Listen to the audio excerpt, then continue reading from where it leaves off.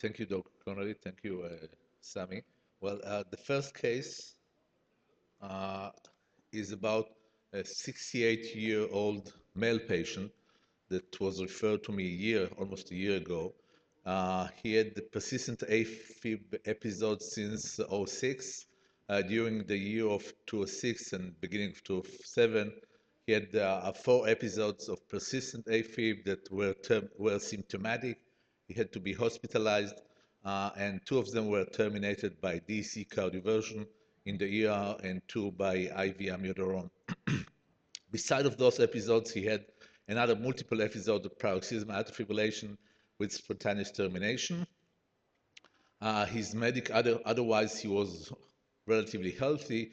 Besides of dyslipidemia and glaucoma, he underwent a basic evaluation of a patient with atrial fibrillation. The physical examination was normal. However, the transthoracic echo revealed normal LV size and function with a septum of 17 millimeters, no SAM, no LVOT obstruction at rest and mild exercise, and mildly enlarged left atrium. He underwent coronary angiography at the other hospital, which was normal. Just for view, that's his ECG during a sinus with no LVH. And despite uh, uh, some rate slowing drugs that he got then during AFib, he's quite fast and therefore he was symptomatic. He was started on oral amiodarone on August of '06, and after loading dose, he got maintenance of 200 milligrams a day, and he was happy about it. He had rare, short, self-terminating episodes of AFib. However, as happens from time to time, around a year and a half later, during routine tests, his TSH was very low, high free T3 and T4, and some symptoms that can be related to hyperthyroidism. At this point, that's the patient. What to do with him now?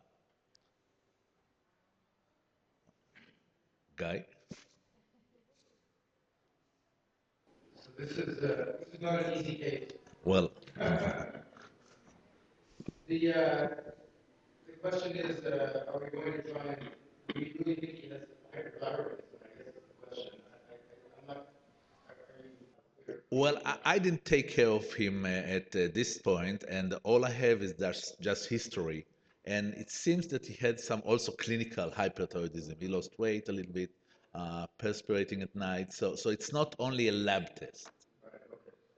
So then, Okay, so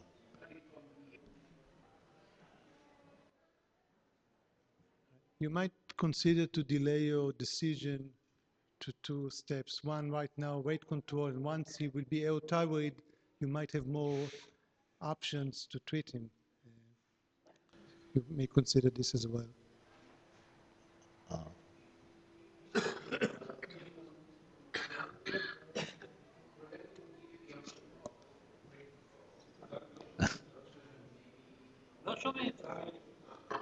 no, I just said that I think Tornado would give the option of rate control to begin with, and perhaps you'll be lucky to get some good control as well. I'm not saying I wouldn't do Tornado, but my this is a very complex case, and I think Tornado is a good drug when it's a straightforward case. It's still a relatively new drug.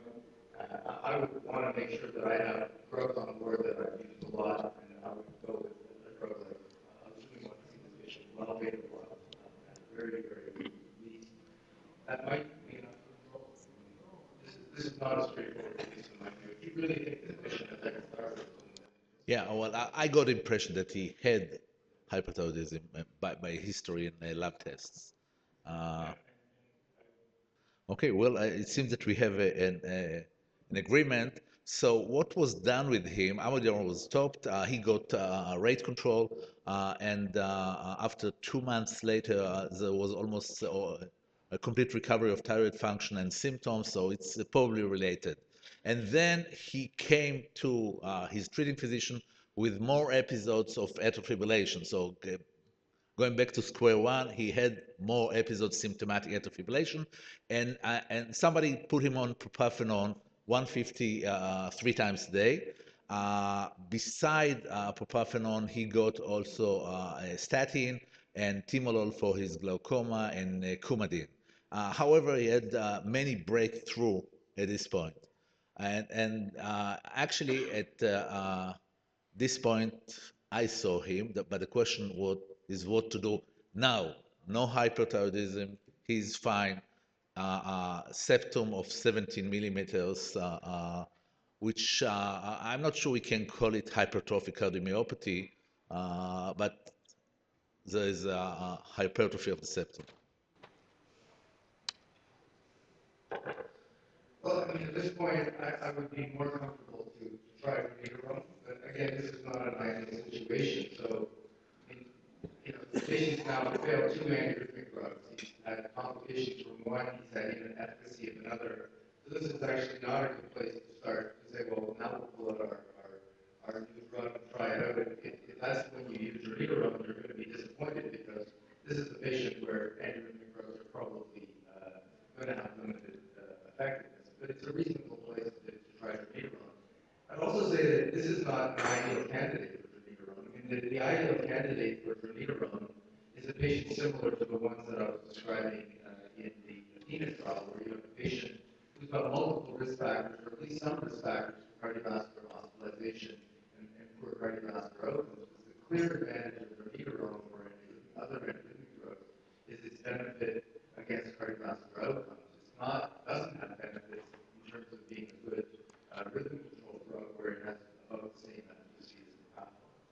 Well, we are concerned about patients with hypertrophy about early after the polarization, TOSAD. What about dronedarone? Okay, so at this point, I saw him first time, and I offered him to go for a PVI. And he is in a good shape, and he absolutely refused. And then I decided to put him on a dronedarone. He got 400 milligrams twice a day. I was happy to see that he didn't have any breakthrough episodes. However, when he came like a month later for a follow-up, he said, okay, I feel well, I don't have AFib, but my heart rate is slow. He didn't get at this point any more beta blockers. He was off beta blockers. He did have to take the timolol for his glaucoma, which we couldn't take him off. So I wonder what to do. And then I reduced the dose of dronedarone, 400 AM and 200 PM. A month later, which was a few weeks ago, he still didn't have any AF episode. His heart rate went up to 55 beats per minute. The QT was normal, and I didn't halter. No, actually, he have no arrhythmia. I mean, not short runs of AT, atrial tachycardia, nothing. That's the point. That's a patient. Here we are. So, Great success. well, another question that I ask you, well, the dose, we are usually treating patient with dronedarone in fixed dose. However, uh, all of us have patient on amiodarone 100 milligrams 5 times a week, which is not in the label, and sometimes even on a lower dose of propafenone for other indications, which is also not on the label. I mean, I agree. The label dose is obviously not the right dose for everyone. It's the only dose that was tested. It's the only dose that you can advise people to use, but in reality, lower doses might work. And when you're treating atrial fibrillation, there's no harm in trying a lower dose. I wouldn't say the same thing for an anticoagulant like the big trend, where using a lower dose would be disastrous. Here, it is breakthrough atrial fibrillation. No big deal. So why not try lower doses? And I agree with you about antiurine. I use the lowest possible dose, and I let patients titrate themselves down. So it makes sense here. It's not that common to see such a bradycardia. It's not on any other breakthrough. Only no, nothing. Timolol, which might affect.